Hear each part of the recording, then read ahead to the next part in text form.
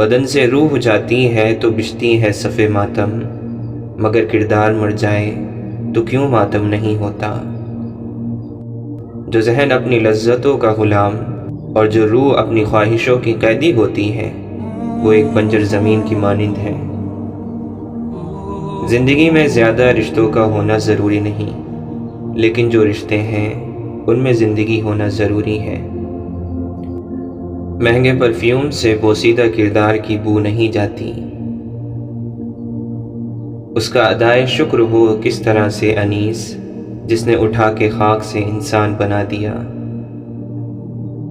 جب انسانوں کے ضمیر سو جاتے ہیں تو اللہ تعالی زمین کو ہلا دیتا ہے۔ دنیا نصیب سے ملتی ہے اور آخرت محنت سے۔ بڑی منزلوں کے مسافر چھوٹا دل نہیں رکھتے۔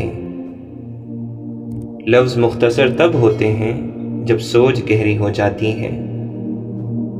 وہ تمام لوگ جو مطمئن ہوتے ہیں ان کے دل کے اندر اللہ ہوتا ہے۔ گناہ ایک تاریکی ہے اور اس کا چراغ توبہ ہے۔ درخت جتنا اونچا ہوگا اس کا سایہ اتنا ہی چھوٹا ہوگا، اس لیے اونچا بننے کی بجائے بڑا بننے کی کوشش کرے۔ اے انسان، تجھے کس بات پر گھمنڈ، غرور، اکڑ اور شہرت پر ناز ہے؟ تو آخری غسل کا بھی محتاج ہے۔ میں اور میرا رب روز ایک چیز کو نظر انداز کر دیتے ہیں، میں اس کی عطاؤں کو اور وہ میری خطاؤں کو۔ ہمارا اللہ اتنا مہربان ہے کہ ہماری عبادت اور تقوی کو ہمارے چہروں سے ظاہر کر دیتا ہے، مگر ہمارے گناہ ساری دنیا سے پوشیدہ رکھتا ہے۔ جب اللہ کا کرم ہو جاتا ہے تو وسیلے بھی بن جاتے ہیں اور مانگنے کا طریقہ بھی آ جاتا ہے۔ دولت اور عہدے انسان کو عارضی طور پر بڑا کرتے ہیں، لیکن انسانیت اور اچھے اخلاق انسان کو ہمیشہ بلند درجے پر رکھتے ہیں۔ معاف کر کے آگے بڑھ جائیں ان سب لوگوں کو جنہوں نے دل دکھایا، تہمت لگائی، برا بھلا کہا، آپ کے لیے غلط بات کہی، آپ کو پریشان کیا۔ یقین جانے آپ کا رب کچھ نہیں بھولتا، اور وہ جب حساب برابر کرتا ہے تو ناانصافی نہیں کرتا۔ حضرت علی رضی اللہ عنہ نے فرمایا، اگر کوئی شخص اپنی بھوک مٹانے کے لیے روٹی چوری کرے تو چور کے ہاتھ کاٹنے کی بجائے بادشاہ کے ہاتھ کاٹے جائیں۔ جس عالم کو دیکھو کہ وہ دنیا سے محبت رکھتا ہے تو دین کے معاملے میں اس پر اعتبار نہ کرو۔ دعاؤں کی قبولیت ہمیشہ اس طرح نہیں ہوتی جیسے ہم چاہتے ہیں۔ کچھ دعائیں ویسے بھی قبول ہوتی ہیں جیسے ہم نے کبھی سوچی نہیں ہوتی۔ ہم وہ راستے سوچتے ہیں جو ہمیں دکھ رہے ہوتے ہیں، جبکہ اللہ تعالیٰ وہ راستے بھی جانتا ہے جو کبھی ہماری نظروں میں بھی نہیں لائے گئے ہوتے۔ تو دعائیں ہرگز رد نہیں ہوتی، بس ہر دفعہ ضروری نہیں آپ کے مطابق ہی قبول ہو۔ آزمائش تو من پسند چیزوں سے ہی شروع ہوتی ہے۔ کسی کا حال دیکھ کر کوئی فیصلہ نہ کرنا، کیونکہ ہر ولی کا ایک ماضی اور ہر گنہگار کا ایک مستقبل بھی ہوتا ہے۔ اپنی ذات میں ایک ایسا انسان ڈھونڈو جسے اپنے لیے ہی نہیں دوسروں کے لیے بھی جینا آتا ہو۔ اپنا فائدہ سوچے بنا سب کے ساتھ اچھائی کا معاملہ کیجیے، کیونکہ جو لوگ پھول دیتے ہیں ان کے ہاتھوں میں خوشبو ضرور رہ جاتی ہے۔ جس کامیابی کی تم تلاش میں ہو وہ روز 5 مرتبہ تمہیں اپنے پاس بلاتی ہے۔ سچ بولنے کا شوق ہے تو اپنے بارے میں بولیں، لوگوں کی زندگی عذاب نہ بنائیں۔ کسی نے کوئل سے پوچھا، تو کالی نہ ہوتی تو کتنا اچھا ہوتا۔ سمندر سے پوچھا کہ تو کھارا نہ ہوتا تو کتنا اچھا ہوتا۔ گلاب سے پوچھا کہ تیرے ساتھ کانٹے نہ ہوتے تو کتنا اچھا ہوتا۔ پھر سب نے ایک ہی جواب دیا، اے انسان، تیرے اندر دوسروں کے عیب تلاش کرنے کی عادت نہ ہوتی تو کتنا اچھا ہوتا۔ جہاں معاف کرنا مشکل ہو جائے وہیں سے درگزر کرنے کا مقام شروع ہوتا ہے۔ دراصل معاف اسے کرتے ہیں جسے معاف کرنا مشکل ہو۔ شکر ہے کہ آنسوؤں کا کوئی رنگ نہیں ہوتا، ورنہ صبح کے اجالوں میں رنگین تکیے سب کے راز کھول دیا کرتے۔ یا اللہ، مغرور کرنے والا مال نہ دے اور مایوس کرنے والی غریبی نہ دے، ایمان سے خارج کرنے والی غریب الوطنی نہ دے۔ برتن اگر خالی ہو تو یہ مت سمجھنا کہ مانگنے والا ہی ہو سکتا ہے کہ وہ انسان سب کچھ بانٹ کر ہی آیا ہو۔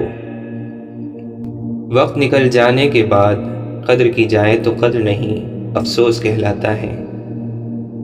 ہر کسی کے لیے دعا کیا کرو، کیا پتہ کسی کی قسمت تمہاری دعا کا انتظار کر رہی ہو۔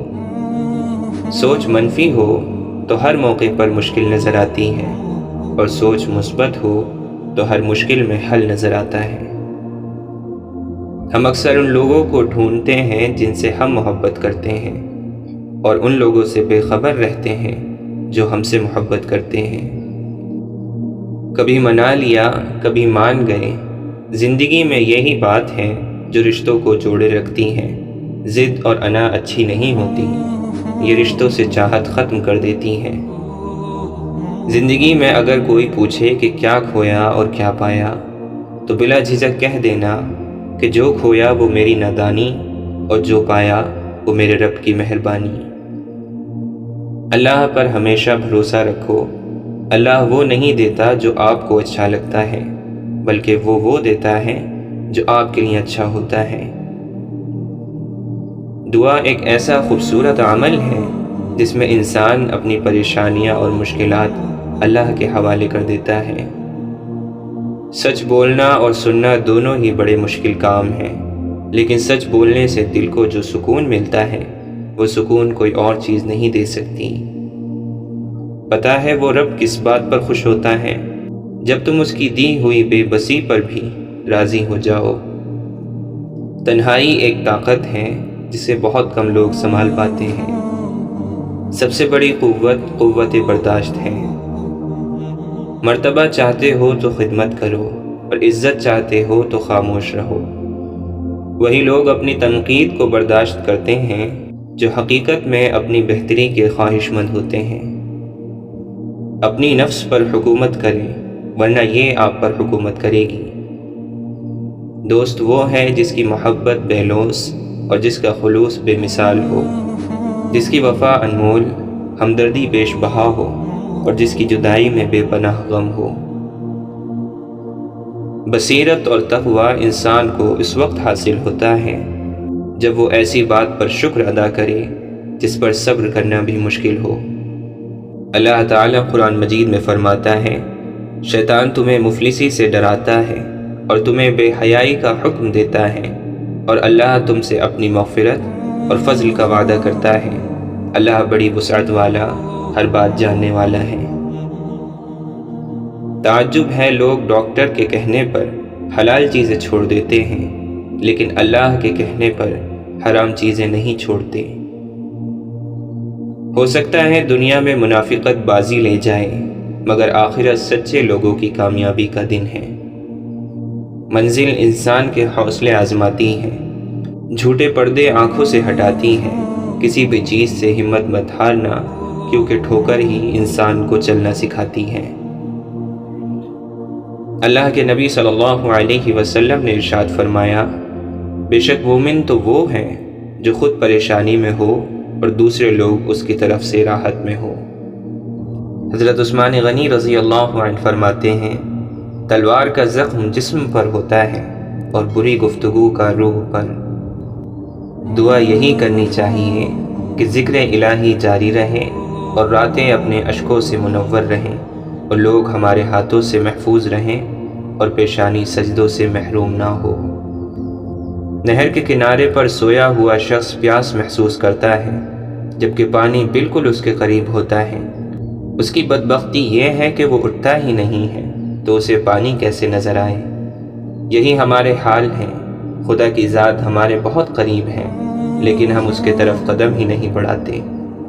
مولانا رومی فرماتے ہیں، جب میں اپنے خدا کے ساتھ ہوتا ہوں تو ہر چیز عبادت کرتی دکھائی دیتی ہے۔ یا رب، رکھ فقیر فقط اپنی ذات کا، دنیا کے خداؤں کا تجھے خوب پتہ ہے۔